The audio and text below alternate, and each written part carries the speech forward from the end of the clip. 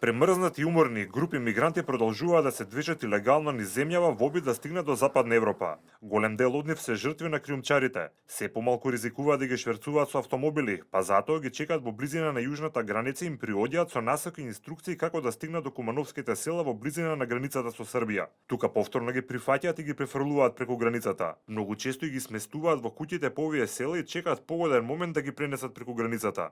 Мигрантите во канџите на шверцерите преживуваат вистински кошмар. Сместени се во подрумите на екстремно ниски температури, без грење и само малку храна и вода. Неретко се и физички малтретирани. Некогаш успеваат и сами да избегаат, но многу често се ослободени и од полицијата која води вистинска војна со овие банди. Разговаравме со мигранти од Алжир кои беа жртви токму на криумчарите. Благодарни се на полицијата за која велат дека буквално им го спасила животот.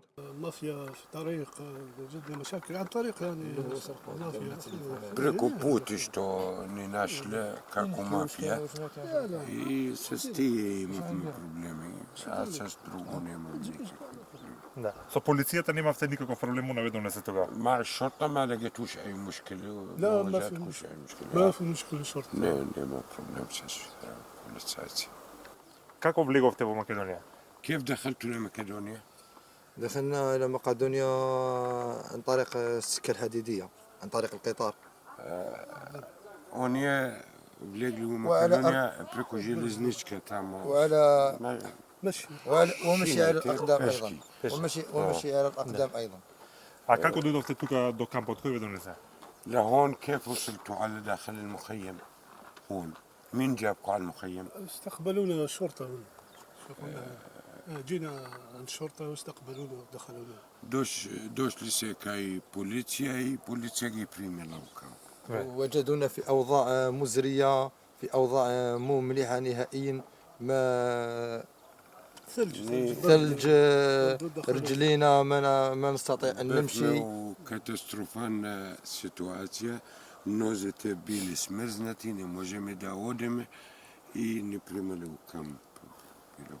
Bili policajci humani se s njima i ги primili u kamp. Овие двајца се дел од поголема група која пред неколку дена беше ослободена од полицијата во близина на кумановското село Матече. Меѓу нив имаше и малолетно дете од Пакистан кој беше повредено од шверцерите. Иначе повредата е од тортура, од нож, нанесен од криминогените групи, поради веројатно пари се во прашање, исплата за криумчарење и пренасање и така натака. Овдека е саниран комплетно, сиот процес околу неговото медицинско лекување продолжува понатака, се дека не се стабилизира комплетната состојба. За тоа колку се активни овие банди говорат и информациите на полицијата кои покажуваат дека по затварањето на западно-балканската бегалска рута на 8 март минатата година до ноември се откриени 69 обиди за шверц на вкупно 1484 мигранти. Во истиот период се поднесени 57 кривични пријави за ова дело. Само граничната полиција има спречено дури 25.292 мигранти легално да влезат во земјава.